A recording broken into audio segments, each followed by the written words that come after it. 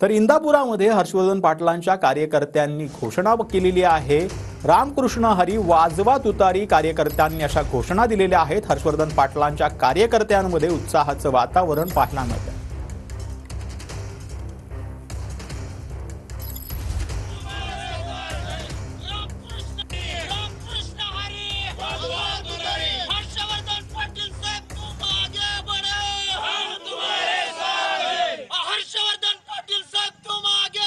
येणाऱ्या 2-3 दिवसांमध्ये आदरणीय हर्षवर्धनजी पाटील साहेब जो सर्वसामान्य जनतेचा रेटा आहे, शेतकरी असेल, युवा वर्ग असेल, कष्टकरी असेल, की 2024 ची निवडणूक आदरणीय हर्षवर्धनजी पाटील साहेब यांनी तुतारी चिन्हावरती लढावी यासाठी सर्वसामान्य जनता आग्रही आहे।